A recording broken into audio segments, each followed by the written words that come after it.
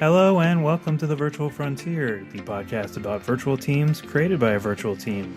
I'm Chris and I'm part of the team here at FlashUp. On today's episode, we are joined by Dirk Staudt. Dirk is a speaker, author, and the founder of WandelWerk. Dirk, Manuel, and Johanna had an awesome conversation about trust within your team. So here is episode 10 of the Virtual Frontier featuring our guest, Dirk Staudt. Take it away, Johanna. Hello, everybody. I'm Johanna, and I'm the guest speaker in today's Virtual Frontier podcast. I'm happy to sit here with Manuel, the founder of FlashUp, and also to welcome Dirk Staudt. Dirk, would you just tell something about yourself? Yeah, gladly. Thank you for the invitation. This is very nice to have a podcast with you. Dirk Staudt, I'm 2/3 of my life I've been self-employed, been building up companies in the IT business. And the other third, I've been working in large and medium-sized companies in Europe. And another experience I made education, 3.5 years education as family therapist, which added very good up to a coaching mixture, which I use today for my projects. You mentioned that you were working as a family therapist, and I think that's a good point to just step in with our topic today, because our today's topic is trust. And more precisely, in this case, is trust in teams with a focus on remote working teams. So I would say let's start right away with the first question I would like to ask you both. How do you build trust in a team in general at all? So from my perspective and my experience, building trust in a team is provided by transparency and by continuous results. From my experience, it's not a good practice to just trust in people without ever seeing their results and without ever knowing what they reached in the past. That does not necessarily mean that you should control the activity of each and every one, but you should heavily base on KPIs or OKRs so that you can track performance continuously. And based on these results, you can build personal trust and build personal relationships. Yeah, and just add that in my view, that trust is the baseline of every tribe and every social group or community you build up. So in my experience, trust is something that doesn't fall from the sky. Of course, it evolves with the time, but it's the baseline which you have to start with. So usually I should think that you start to trust beforehand, and trust wears down and not the other way around. So distrust as a base of team working is, in my experience, not a good starting point. But I think it also depends on how you define trust and in which part you need trust. I would say that you should never use trust as a base for your project success. But what I agree is that whenever you start working with a person, of course, you give them some trust in the very beginning. But what you should not do is then only stay with trust. You should measure the performance continuously, but in the beginning, there's trust. Is this what you also mean? I would agree on that, because you cannot work on a vision or a project together if you don't have any means of control or checking what is happening, what provides everybody, especially in teams which are distributed all over the world. So you need some sort of performance control. I agree on that. But there are two sides. You have to have the instruments for the control, and the other side is that the new control is trust. Meaning that if I'm in a trusted environment, I would probably think that it's very good to help you, Manuel, to see where I'm working at. So it turns the view the other side around. Not the control pushes me to report and help, but my trust is needed that you can work. So if I have this position, it turns the way the information flows a bit around. Mm-hmm. Yeah, then the perspective is that we set objectives for people and trust them that they reach these objectives. And the trust is limited to a period of like a sprint, for example, and then we measure results. But in the very beginning, there is trust so that I can even start working, and I don't need to be afraid that you always tell me what I should do, and I can't fold my full potential. I would agree on that, yes. Yeah. There is a part of control you need And you need to have a frame in which you work, because if you have a company and you might develop chairs, it doesn't make sense not to have teams that are not concerned with developing good chairs. So of course, I have a trust in the teams that build up the chairs, but the goal is the chair and nothing else. So this is not about trust. It's about my vision as a company, and it's about the vision of the task of the specific team. But within the team, who is designing the legs of the chairs, or what fabric we use, there is a liberty which is accepting errors of employees, accepting that everybody has ideas and can put these ideas into working. So this is a more networking idea. But overall, the company is the frame, and there is no use to discuss that, in my opinion. I absolutely agree on that. And I think that accepting failure, this is very important, because only with failure, an organization and the teams as well, they can learn. If you punish failure, then people will never try new things. And that's why the whole organization and the team will not be able to learn. So this is certain amount of trust. I am just wondering, trust is a very huge topic, and it's a big blurred word for most people, if we can define it more precisely. So there's a formula of trust. Did you ever hear about that? No. It is, so everyone that didn't read about the formula of trust, just type it into Google and you can read many things about it. But it's based on transparency, it's based on personal interest, and it's based on how often you have proven that you can deliver certain results that I expect from you when I give you my trust.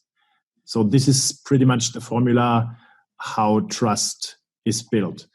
And what is also from my experience when working with teams, local teams, but virtual teams in particular, is that you have expert reviews. This is a system that helps to share experience on the one side and to help people learning faster by reflecting their results from another expert. Would you agree on that, or do you think that's too much control? No, learning is a two-sided way, or a more to more sided way. So you need to have reflects, and you have feedbacks and one-to-ones, or whatever system you like to choose, which is appropriate for the system or the team you have there, which might be very individual. Since we both, I guess, agree that it's a lifelong learning period we start now. This is the century of lifelong learning. So you have to have a lifelong mirroring of your tasks and what you do and what you experience. So it's the only path to grow and to become better. So it might involve that you have a certain skill which is not developed when you started it, and you grow the skill and you change the way you can provide input for the team. So there has to be room that you are not focused on a role, but on the skill you deliver into the team, and that's the main thing. So I trust in people's learning. I trust in that they want to provide something. Intrinsic motivation. I trust into that every human being is socializing with teams, with their tribes, and this is the most important thing. Control might, or very narrow path might, kill this in motivation. But that requires that every role is defined by a purpose, and that requires that the whole organization has a purpose. What do you think? How many organizations can really fulfill this requirement of giving a purpose to their teams? I think it's a bit like we talked about beforehand. You have a task, you build chairs or tables or whatever, or computers or whatever. So the frame, or the vision of a company, and what they do to reach the vision is one part. So, and if I'm employed in a company, and not in a network where I'm a freelancer, if I'm in a company, then I'm accepting being part of that vision. So in that, I'm already in a frame. So I cannot easily leave this frame. And in that, the purpose of what I can deliver, or what I am, is a changing, learning thing. It's life. So in my experience, a leader or somebody who has the task to set up teams, whatever the leadership in the company is, has to have a good feeling, an empathy feeling about how to put together these teams and how to make them the sum bigger than the parts.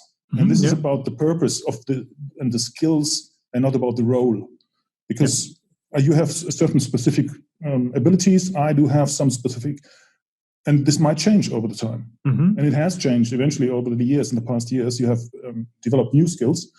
So if you would have had to stay in the role you had in the beginning, all your adventures wouldn't have come to life. Absolutely. Yeah. Then I was still a programmer. And if I would not have learned, I would be a very poor programmer. Probably these the same days. with me. Yes. Yeah. Okay. Yeah. Thank you very much. Yes, I would like to get into some details because we were talking about control. So because for some people, trust automatically implies a lack of control. And you already talked about it right now. I just want to get into more details. So when should you put transparency and control over trust? I was a bit wondering about how you put it. Transparency and control is something different it contradicts a bit, because transparency is needed so that everybody has the chance to decide correctly on the basis of facts that are offered. So in transparency is not control or non-control. So transparency is the means to enable people to do the right thing. And this is something I always will agree upon, that everything should be transparent to the employees, so he might have the chance to decide correctly, even if he's able to interpret the information. That's another thing. Control is something else. Control is the need of the team to know what is going on, and what's moving the project forward, and what steps we go, because obviously we have dependencies between the different tasks in the project. So if one part doesn't fulfill its task, the project doesn't go on. So we need a frame. And in the frame is some sort of control. Yes, it's a software usually, but you have to type in manically, I have done this, I have finished that, and I have done this. This is not a control. It's an important thing to keep the project moving. So I wouldn't say it's control, but it's definitely a needed report. Mm-hmm. I think there is a difference between having control over the team, over each body of the team members, and having control over the direction that we are moving forward. So what you said is that we need transparency, which gives me the frame and the border for measuring my current velocity and if I'm moving into the right direction. But what is meant as control, I think in most organizations, is that managers control people. And if this is the mindset, if you go to organizations and make everything transparent, I think most people will be afraid, as then they will be much more controllable.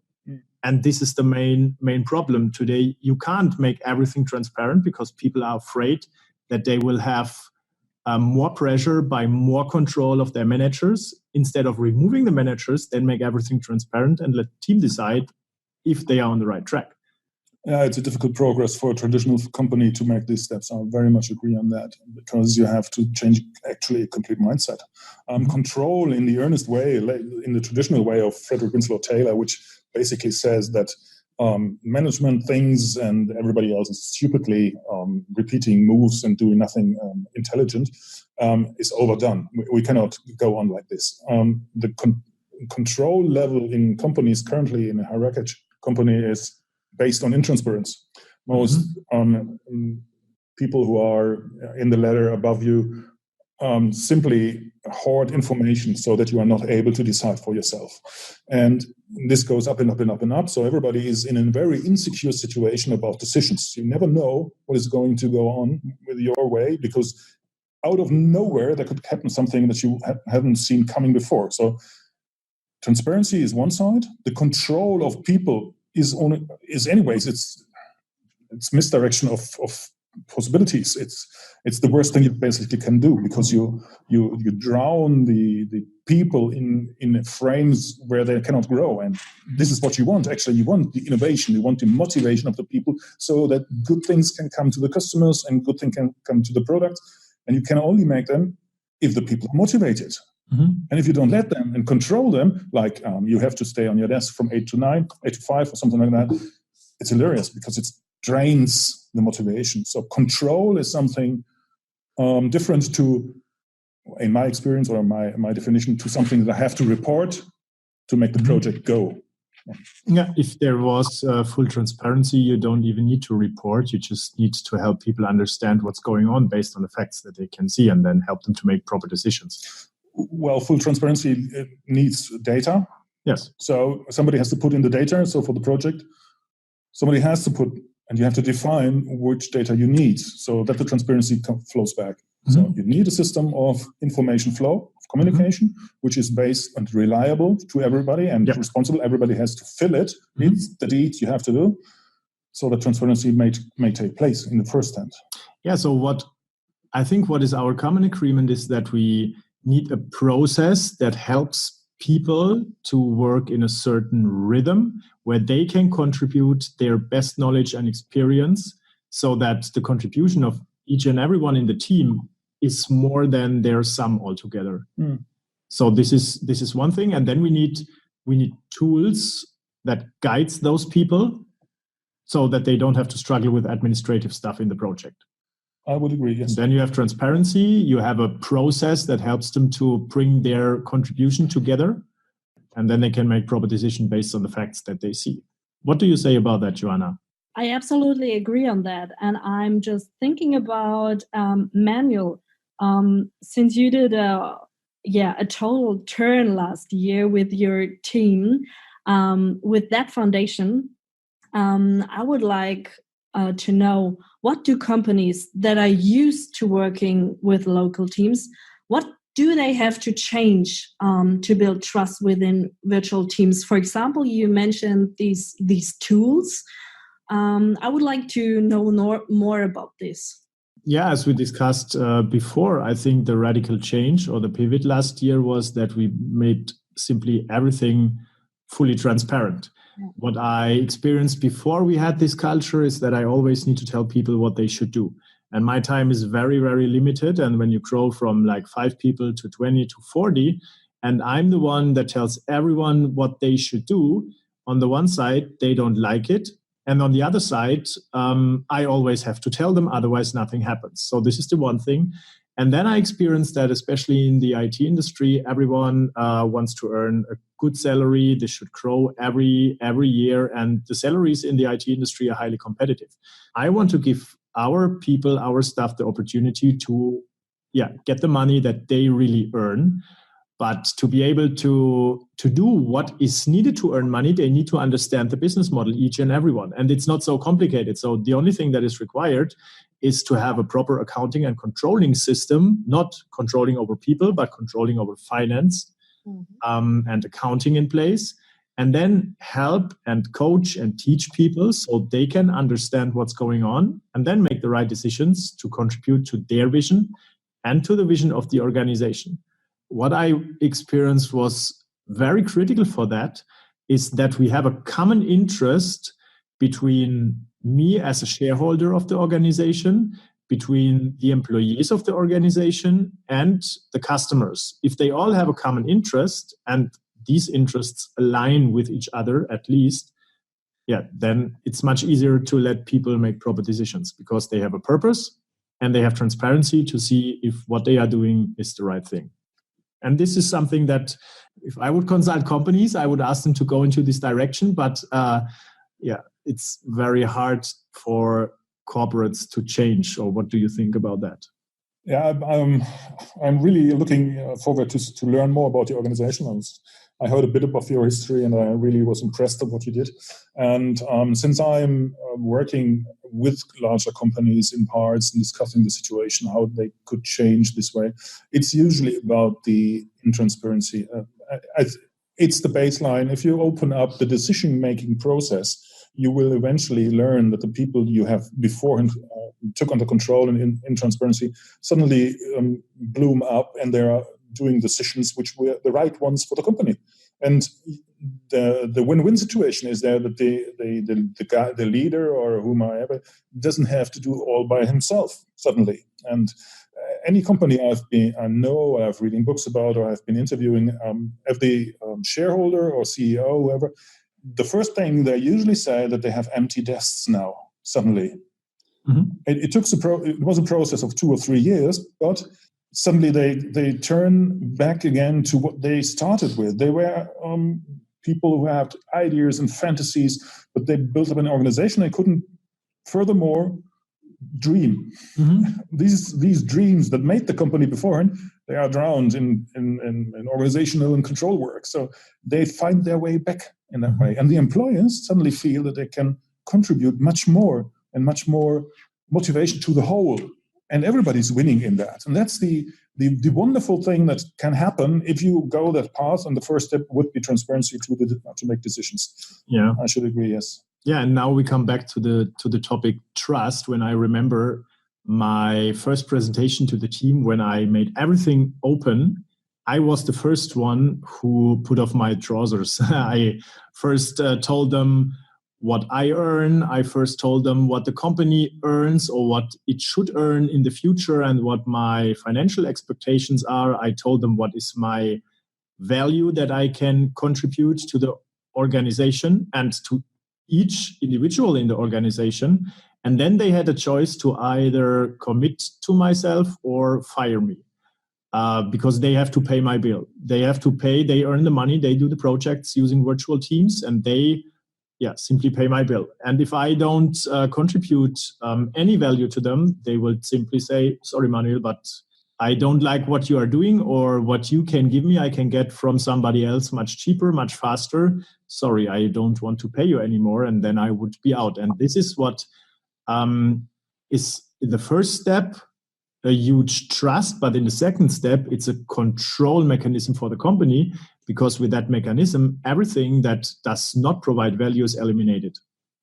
And even more so, it's a social situation. It's not a controlling based situation, finding out who's providing value. It's a self-control. Some critics on the systems in the past, or even today, is that you are, instead of setting up a control system, you set up a social control, and which is control the same. So this is not easily to overdo, because social punishment for not doing something or not being able can be much harsher. We know mobbing and stuff like that. Social streams can be really harsh. So it needs an element of friendly trust, I should think, so that you are accepting that somebody has a down period after 9 months overperforming and has time to just 3 months go really mellow, and everybody accepts it. So something like that. Yeah, what I also experienced, so this is again related to trust or transparency. In the past, we had situations where people simply didn't appear at work. They said, oh, sorry, I have private issues. Okay, everyone made his own or her own picture of the situation, because we didn't have any transparency what happened. I understand that most people will keep their private life private. That's absolutely okay. But the more things you keep private, the less understanding you can get from others. And then they make their own, they build their own world around the facts. And then they see you, if you are not in the company for 1 or 2 weeks, they see you as a lazy bone. But in your private life, maybe something really terrible happened. But if nobody knows, then we can't support it. So what I tell those people every time is, when they have to leave for 3 weeks or even more, I can absolutely understand it, but only if I know why. Then I can help them to get out of the situation. I can tell each and every one in the company to support this individual. If you are sick, if you have private issues, whatever, we can all help, but we have to know it. So this is the transparency that is needed to give everyone a purpose why they should help you. Otherwise, you are just not there, and everyone is full of work, and you're simply not helping and supporting us. Yeah. So again, transparency helps to give a purpose. Would you agree on that? I love the distinguished. Everybody was talking for a long time about work-life balance, and if it's and usually the picture applied to this word was a schaukel. What's the name in English? Johanna, do you know the English word for schaukel? Swing. Yes, and so a swing goes from one extreme to the other. So you swing one side to the other, and balance means in that that you're either on that side or on that side. Work-life balance as a term means separate work and life. So this is about something which is really not very helpful. If I follow your thought, and I think you are right, then the much better term would be work-life blending. Because I experienced that there is no real border between life and work. And if it succeeds, that the work is so positive for your life that you are not willingly separated from your private life, then it's a win-win for Because work and life is simply, yes, it's moving in and out, and there's no need to separate that. So, and if you reach that, so you share your privacy as well as you share your professional life and mix it together. So it's you, authentically you in all day situations. Yeah, that would be worth another podcast, because I think it's a little bit philosophy behind that. But how would the world look like if everything was radical transparent? Joanna, maybe you can note that. I already noted it. Okay, but I think we shifted a little bit away from your previous question. Is there something else that you want to know? Yes, absolutely. I just thought about the conversations I always have with freelancers from FlashUp, which definitely contain privacy as well. Like when it comes to scheduling a meeting, often some private stuff comes up. So right now I'm just thinking about trust and let's call it outsourcing. So which role does trust play in outsourcing? So when those two worlds blend together. So Manuel, because you were talking about having a very trustful moment with your local team. And it would be very nice to see to hear your thoughts about the role of trust in outsourcing. Yes. So if I define outsourcing, I would say it's giving work, and not only work, but the responsibility of the work result to another organization. So this is typically meant as or labeled as outsourcing. What we do is a little bit different, because when you give responsibility to another organization, you have an account manager and no transparency. This is simply, you hope that you get a result, and there is a lot of trust, but there is no transparency and there is no control. And I think this is most important factor why outsourcing fails very often. What we do is we don't need those organizations to outsource to, and we don't need managers that control people, because what I simply need is people that can contribute with their experience and their expertise to what I want to do and help me to get my job done. Whenever I have no transparency and I have no control over what people are doing, it's just luck and trust that something happens, but without control. And I would never ever give away work to an outsourcing organization where I have no transparency and no control, because you're simply not sharing the same interest. And back to your question, this is what I experienced with my local team. We just had a common interest. So everyone had the same facts and everyone knows what other people in the organization want to achieve, whether it was growing their salary, whether it was more vacation, whether it was working from another part of the world.